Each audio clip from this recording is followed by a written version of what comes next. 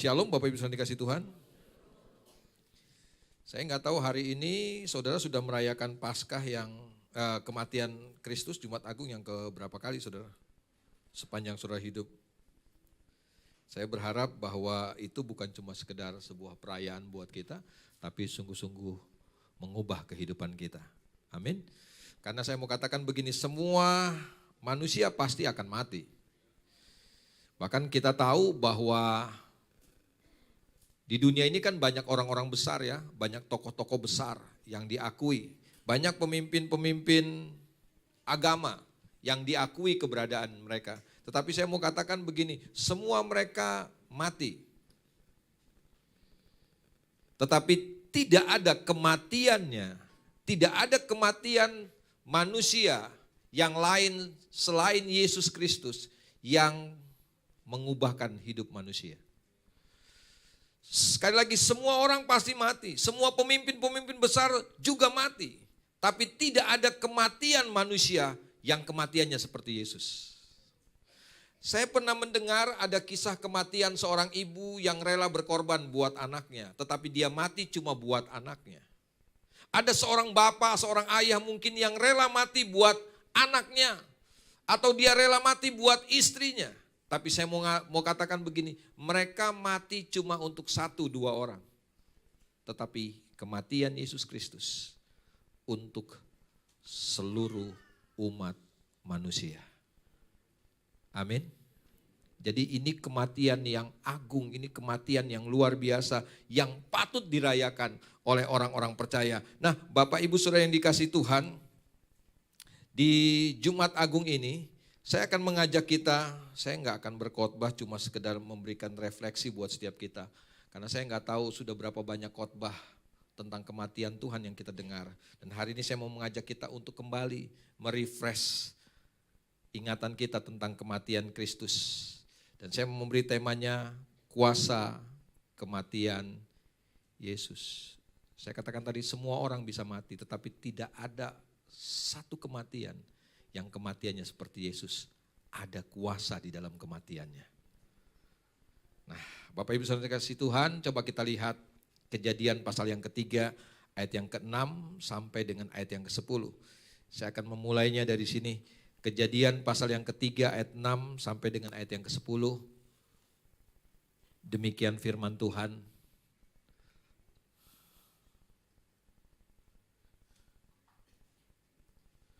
Di monitor tidak ada ya. Ayat yang ke-6 sampai 10 demikian firman Tuhan. Perempuan itu melihat bahwa buah pohon itu baik untuk dimakan dan sedap kelihatannya. Lagi pula pohon itu menarik hati karena memberi pengertian. Lalu ia mengambil dari buahnya dan dimakannya dan diberikannya juga kepada suaminya yang bersama-sama dengan dia. Dan suaminya pun memakannya. Maka terbukalah mata mereka berdua dan mereka tahu bahwa mereka telanjang, garis bawahi telanjang. Ini ketika kita bilang telanjang, benar-benar telanjang saudara ya. Enggak ada sehelai benang pun, telanjang. Kemudian kata firman Tuhan apa? Lalu mereka menyemat daun pohon ara dan membuat. Kenapa manusia berinisiatif menutup ketelanjangannya?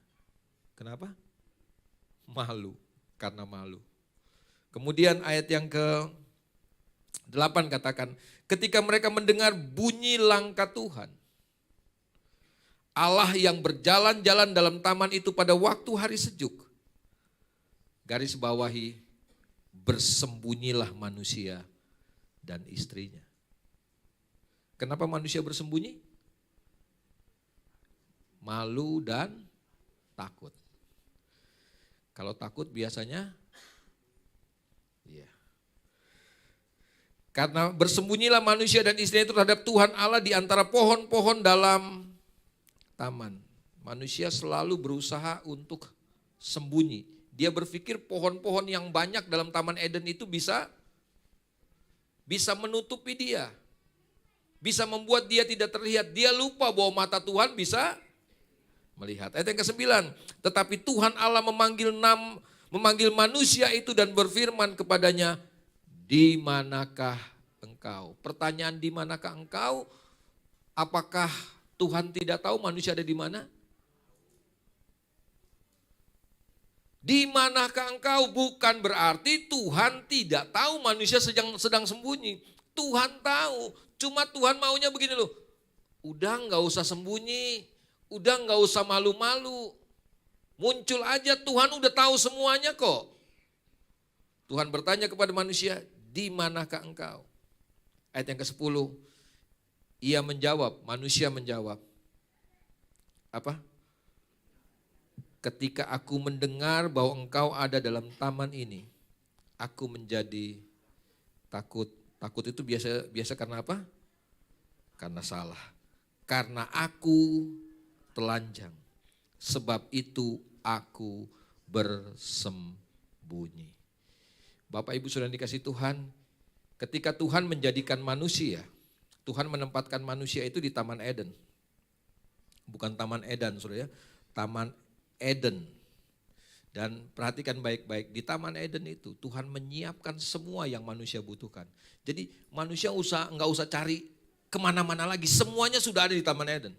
Manusia tinggal mengupayakannya, tapi sayangnya begini, Tuhan yang begitu baik buat manusia menyediakan segala sesuatu, tetapi ternyata buat manusia masih kurang juga.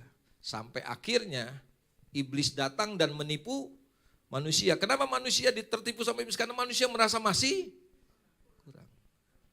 Kenapa kita jatuh dalam dosa? Karena kita seringkali merasa kita kurang. Bapak Ibu Saudara kasih Tuhan, orang-orang yang terlibat dalam pinjol kenapa? Karena kurang. Dosa itu disebabkan karena kita seringkali merasa kita kurang. Tuhan udah siapin semuanya boleh kamu makan manusia. Adam, Hawa dengar baik-baik, semuanya boleh kamu makan. Cuma satu yang kamu gak boleh makan. Apa? Buah yang ada di tengah-tengah taman ini gak boleh kamu makan. Buah pengetahuan baik dan jahat. Tapi sayangnya manusia makan juga. Padahal Tuhan katakan sama manusia begini, ketika kamu makan, dengar baik-baik manusia ya, waktu kamu makan buah itu, maka pasti kamu mati. Justru apa yang dilarang oleh Tuhan, justru itu yang dilakukan oleh manusia. Makanya untuk anak-anak pelajar kan punya idiom begini, peraturan itu dibuat untuk tanya sama Pak Albert tuh. Peraturan itu dibuat untuk setiap kali ada sebuah aturan, yang pertama kita pikirin apa? Bagaimana ngakalin aturannya. Betul enggak? Tuhan bilang enggak boleh dimakan, semuanya boleh, yang ini jangan. Justru yang Tuhan bilang jangan itu dimakan. Yang dimakan buah apa? Pengetahuan baik dan bagus enggak nama buahnya? Pengetahuan baik. Jadi kalau kita makan, kalau manusia makan, jadi manusia punya apa? Punya pengetahuan tentang yang baik dan yang bagus enggak buat manusia kira-kira? Kelihatannya ini buah kalau dimakan bagus. Tapi dengar baik-baik, justru karena manusia makan buah pengetahuan baik dan jahat, semakin kita tahu mana yang baik, mana yang jahat, yang kita lakukan justru yang kan aneh. Harusnya kalau kita tahu mana yang baik, mana yang jahat, yang kita lakukan hal yang inilah kejatuhan manusia. Manusia makan buah pengetahuan baik dan jahat. Akhirnya yang terjadi seperti ayat bacaan kita. Sejak itu manusia jatuh ke dalam dosa. Bukan cuma manusia yang pertama, Adam dan Hawa. Tapi sejak manusia pertama makan buah pengetahuan baik dan jahat itu, yang terjadi adalah apa? Manusia dan semua keturunannya jatuh dalam dosa. Sejak itu manusia yang lahir ke dalam dunia ini, begitu dia lahir, dia lahir dalam dosa. Dan ribuan tahun selama manusia ada di muka bumi ini, manusia berusaha menyelesaikan ini. Ini masalah terbesar dalam kehidupan manusia. Manusia bergumul dengan yang namanya dosa. Karena kenyataannya begini, hati kecil kita tahu bahwa ini nggak boleh kita lakukan, ini boleh kita lakukan. Hati kecil kita tahu bahwa kita nggak boleh melakukan dosa, kita nggak boleh melakukan hal-hal yang jahat. Tapi kenyataannya, hati kecil kita, nurani kita selalu kalah dengan keinginan daging kita. Paulus katakan, aku ingin melakukan yang baik, tetapi kenyataannya yang aku lakukan adalah hal-hal yang jahat. Betul Bapak Ibu, anak-anak muda, kita ingin melakukan yang baik, tapi ada dosa yang bergumul dalam kehidupan kita. Justru yang kita lakukan adalah hal yang jahat. Kita ngerti bahwa KDRT dalam rumah tangga nggak boleh, tapi saya mau katakan banyak kali kita melakukan itu. Jangan menyakiti sesamamu, kita tahu itu, tapi itu yang kita lakukan. Kita fitnah orang, kita jelek-jelekin orang, kita tahu bahwa kita nggak boleh melakukan itu, tapi itu yang kita lakukan. Kenapa? Karena itulah tabiat dosa dalam hidup manusia. Dan bertahun-tahun, selama ribuan tahun manusia ada di muka bumi ini. Manusia coba mengembalikan hidupnya kembali kepada Tuhan. Tapi saya mau katakan begini, enggak ada satu jalan pun yang bisa bawa manusia kepada Tuhan. Bahkan nabi-nabinya Tuhan utus. Perjanjian lama kita tahu begini, ada Taurat yang Tuhan berikan. Ada hukum yang Tuhan berikan buat manusia. Supaya apa? Manusia dituntun kepada kebenaran. Tapi saya mau katakan gak ada satu manusia pun yang bisa melakukan kebenaran dengan melakukan hukum Taurat. Karena ternyata begini, dari 10 perintah Tuhan itu tidak ada satu manusia pun yang bisa melakukannya dengan sempurna. Padahal aturan hukum Taurat itu adalah begini, satu saja kita abaikan. Walaupun kita sudah melakukan yang 9, tetapi tetap semuanya menjadi batal. Semuanya menjadi batal. Cuma gara-gara satu gagal. Kita udah menghormati Tuhan, menguduskan hari Sabat. Apalagi enggak menyembah berhala, tidak menyebut nama Tuhan dengan sia-sia.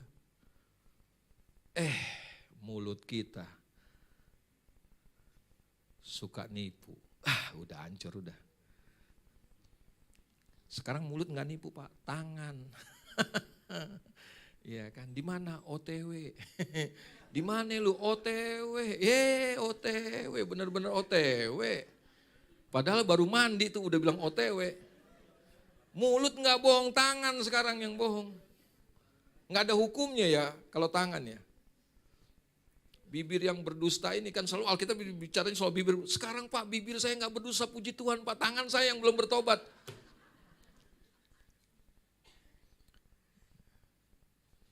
Bentar lagi, 2 jam bentar lagi. Coba tanya Home di Rajek deh. Bentar lagi Pak, 2 jam itu kok gak sampai-sampai, gak muncul-muncul. Gak mulai-mulai kita Home. Tapi WA-nya mantep banget. Siap. Padahal belum siap, saudara. Itu tabiat dosa. Saudara ketawa kayaknya saudara. Mengalami atau melakukan? Itu 2 hal yang berbeda saudara ya. Tapi itulah kehidupan manusia, itulah manusia saudara. Kita ingin melakukan yang baik, tapi yang jahat justru yang kita lakukan sejak manusia makan buah itu. Dan ini yang terjadi ketika manusia makan buah itu. Manusia jatuh dalam dosa. Dan Alkitab katakan tadi ayat bacaan kita, manusia menjadi telanjang.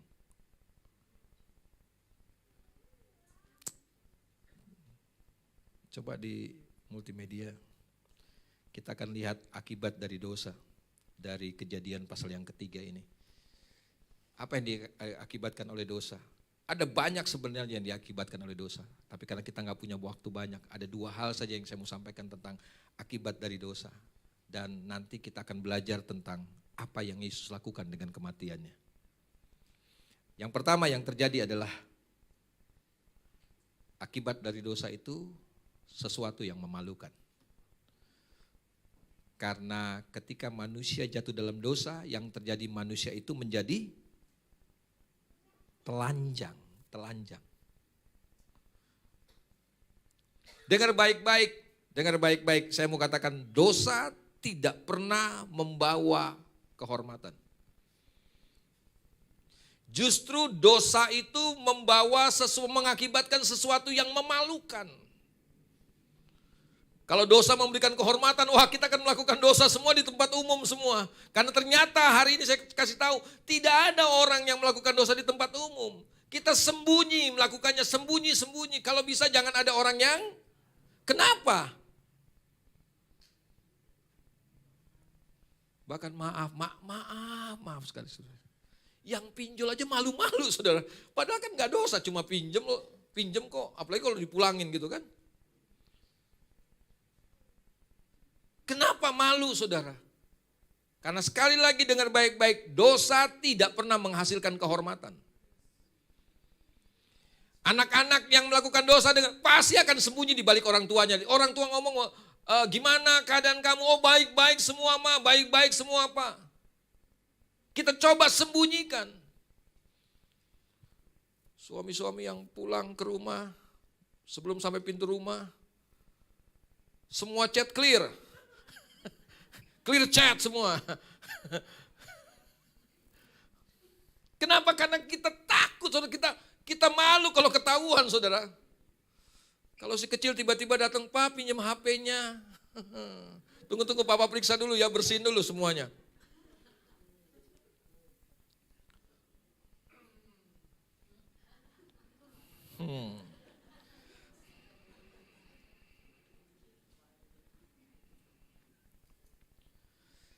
Kenapa manusia malu? Karena manusia sadar bahwa mereka jadi telanjang. Makanya mereka malu. Yang dilakukan oleh manusia adalah pertama mereka coba tutupi ketelanjangan mereka dengan cawat katanya. Mereka ambil daun dan kemudian menutup ketelanjangan mereka. Mau berapa lama daun itu usianya daun, umur daun bisa menutupi ketelanjangan manusia. Karena daun satu saat pasti akan layu. Kemudian kering dan nggak bisa apa-apa lagi, nggak bisa dipakai untuk menutupi ketelanjangan lagi. Kemudian yang kedua dilakukan oleh manusia adalah manusia sembunyi. Kenapa manusia sembunyi? Karena malu. Malu kelihatan Tuhan. Padahal Tuhan bilang, gua tahu, gua lihat semuanya. Berapa banyak orang berdosa akhirnya begini, malu ketemu Tuhan. Diajak ke gereja enggak mau karena saya merasa saya malu, saya orang yang enggak layak, saya enggak pantas Pak, saya orang berdosa. Dosa cuma akan mengakibatkan rasa malu. Karena sekali lagi, dosa tidak pernah membawa kehormatan buat hidup manusia. Justru dosa menurunkan derajat hidup manusia. Ingat baik-baik. Yang kedua, coba kita lihat. Apa akibat dosa? Yang kedua, manusia bersembunyi atau manusia menjauhkan diri dari Tuhan, atau dengan kata lain manusia terpisah dari Tuhan. Waktu manusia jatuh dalam dosa, manusia sembunyi, manusia membangun jarak dengan Tuhan. Mereka sembunyi di balik pohon-pohon. Mereka berpikir begini, kalau mereka ada di balik pohon, itu tempat yang paling aman buat mereka. Kalau saudara tahu pelajari kitab Kejadian, mulai pasal 2, pasal 3, bagaimana Alkitab katakan awalnya manusia itu bergaul karib sama Tuhan. Setiap sore Tuhan datang katanya menghampiri manusia. Mereka ngobrol seperti dua orang sahabat yang dekat sekali. Makanya ketika Alkitab katakan manusia jatuh dalam dosa dan kemudian Adam mendengar langkah Tuhan. Dia tahu ini Tuhan, ini langkahnya Tuhan. Kenapa? Karena Adam tiap hari bergaul sama Tuhan. Dia tahu sampai langkahnya aja tahu, dia tahu. Sama kayak saya kalau di kamar saya tidur gitu kan. Saya tahu mana langkah anak saya, mana langkah istri saya. Karena saya sudah bergaul karib sama mereka. Ah ini istri saya nih pasti nih. Cara jalannya gitu kan, cara bunyi sendalnya plak, plok, plak, ploknya beda saudara ya. Coba saudara mulai menghayati langkah-langkah pasangan saudara di rumah, pasti akan lama-lama pasti akan tahu. Nah manusia kayak begitu. Tapi ketika manusia jatuh dalam dosa, ini yang terjadi. Manusia sembunyi. Apa? Manusia bangun jarak sama Tuhan. Dosa cuma akan membuat kita terpisah dari Tuhan. Lihat orang-orang yang hidup di dalam dosa, nggak ada yang berani datang menghampiri Tuhan. Kenapa? Karena kita tahu kita nggak layak, kita nggak pantas, kita nggak bisa. Itu yang diakibatkan oleh dosa. Manusia terpisah sama Tuhan. Dalam kisah kejatuhan manusia di Taman Eden, manusia sembunyi di balik pohon karena manusia takut, manusia malu, manusia telanjang, manusia sudah melawan perintah Tuhan. Syukur hari ini saya mau katakan begini, 2000 tahun yang lalu Yesus Kristus datang untuk menebus kita. Apa yang dia lakukan lewat kematiannya? Coba kita lihat Yesaya pasal 53, ayat yang kita baca tadi di film yang tayangan yang kita lihat tadi, klip yang kita lihat. Kematian Yesus itu menghapus seluruh dosa manusia. Dan kemudian semua akibatnya. Kematian Yesus di atas kayu salib bukan cuma menebus dosa kita, tetapi dia menghapus, memutuskan semua akibat dari dosa. Yang pertama, Yesaya pasal yang ke-53 ayat 3 dan 4, firman Tuhan katakan begini. Sebab tanganmu cemar oleh 53, Yesaya 53 ayat 3 dan 4.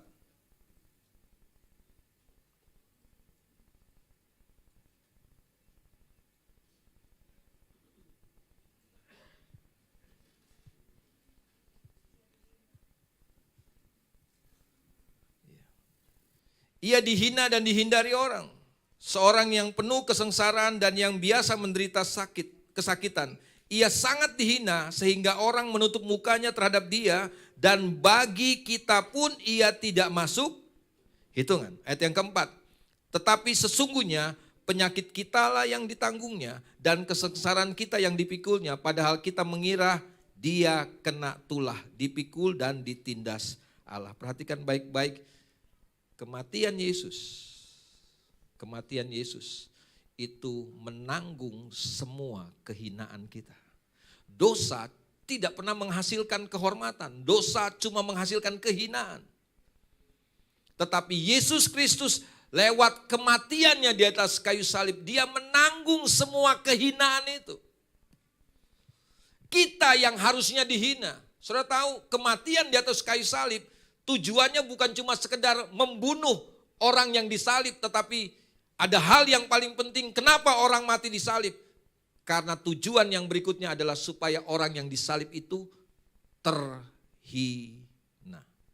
Kenapa? Karena dia jadi tontonan.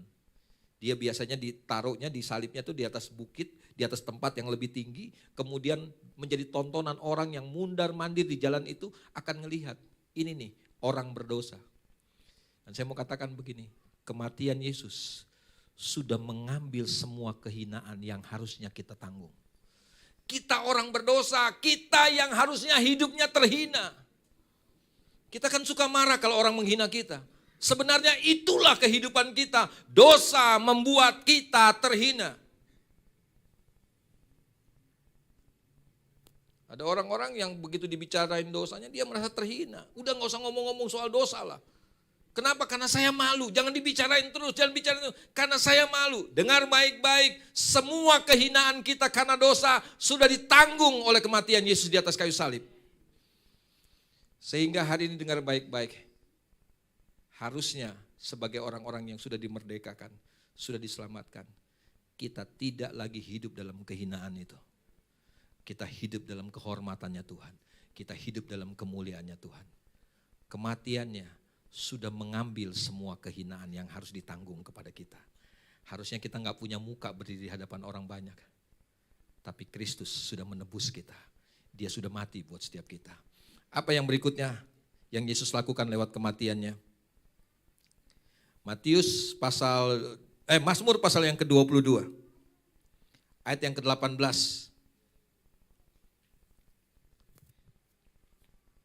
Mazmur pasal yang ke-22 ayat 18 bilang begini. Mereka membagi-bagi pakaianku di antara mereka dan mereka membuang undi atas jubahku. Saudara tadi nonton ya, waktu Yesus disalib, Yesus masih pakai apa tuh? Ya, masih pakai kayaknya ada kain penutup. Dengar baik-baik saudara ya. Waktu Yesus mati, itu menurut sejarah, Yesus itu telanjang bulat saudara, bugil. Karena memang sekali lagi tujuan penyaliban adalah penghinaan. Tujuan penyaliban bukan cuma sekedar hukuman, tetapi itu penghinaan buat orang yang dihukum. Jadi kalau tayangan yang kita lihat, gambar-gambar yang kita lihat di dinding bagaimana Yesus tersalib dengan masih pakai kain penutup, itu sebenarnya masih bagus itu. Itu cuma karena tidak pantas lah kalau disaksikan. Sebenarnya yang terjadi adalah Yesus itu diambil, ditelanjangin semuanya saudara. Enggak pakai apa-apa. Sama ketika manusia jatuh dalam dosa, manusia telanjang. Kematian Yesus menutupi semua ketelanjangan kita. Supaya begini, dengar baik-baik. Cukup Dia yang menjadi telanjang. Kita gak usah telanjang lagi saudara. Amin.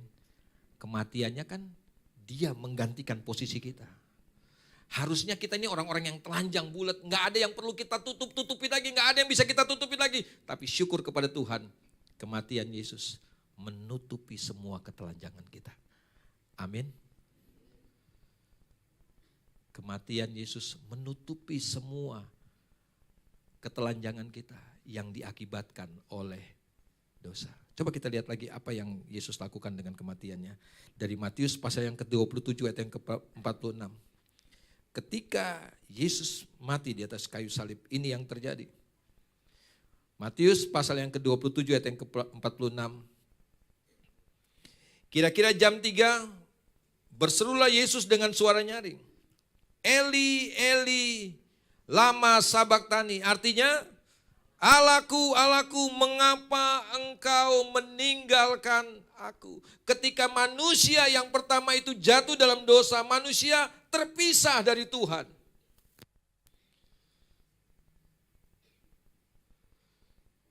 Kita tahu bahwa ketika manusia jatuh dalam dosa, manusia diusir dari Taman Eden. Saudara tahu Eden artinya apa? Eden artinya di pemandangan Tuhan. Sejak manusia jatuh dalam dosa, manusia tidak ada lagi di pemandangan Tuhan. Manusia terpisah dengan Tuhan. Tapi syukur kepada Tuhan, kematian Yesus di atas kayu salib membuat kita apa? Dia terpisah dari Bapanya supaya kita, orang-orang yang dulu terpisah dari Bapa, dikembalikan. Kita dipersatukan kembali dengan Bapa. Amin. Kita yang dulu jauh sekarang sudah menjadi dekat. Coba kita lihat Galatia pasal yang ke-4 ayat 4 dan 5. Apa kata firman Tuhan? Galatia pasal 4 ayat 4-5. Tetapi setelah genap waktunya maka Allah mengutus anaknya yang lahir dari seorang perempuan dan takluk kepada hukum Taurat. Ia diutus untuk menebus mereka yang takluk kepada hukum Taurat supaya kita diterima menjadi. Dosa membuat manusia terpisah dari Tuhan. Tetapi kematian Tuhan Yesus di atas kayu salib 2000 tahun yang lalu yang kita peringati hari ini. Sudah menyatukan kita kembali dengan Bapa. Amin. Dia menanggung semua yang harus ditanggung oleh manusia. Saudara tahu ketika di atas kayu salib dia berteriak Eloi, Eloi, lama sabachthani. Ketika dalam puncak penderitaannya di atas kayu salib. Dia melihat kepada Bapanya di surga. Itu Bapanya sedang memalingkan wajahnya. Kenapa? Karena dalam tubuh Yesus, Yesus menanggung semua dosa manusia. Dosa membuat manusia terpisah dari Tuhan. Coba kita lihat Yesaya pasal 59 ayat yang pertama dan ayat yang kedua. Yesaya pasal 59 ayat 1 dan 2. Firman Tuhan katakan apa?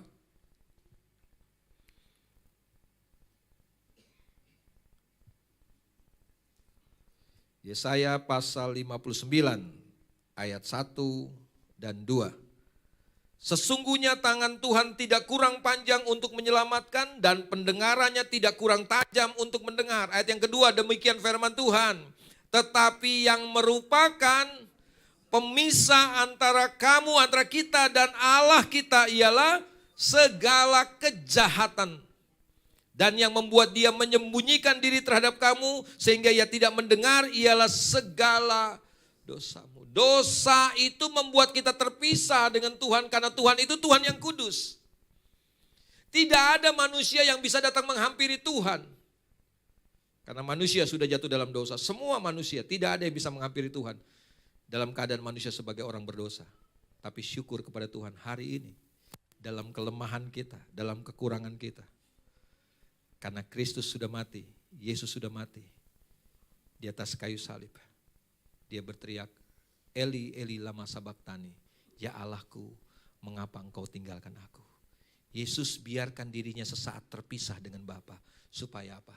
Supaya saudara dan saya, kita diterima jadi anak-anaknya. Amin.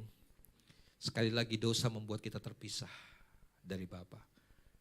Buat saudara, Bapak Ibu Saudara yang dikasih Tuhan, dengar baik-baik. Dosa membuat kita terpisah dari Tuhan. Jangan mau lagi hidup dalam dosa.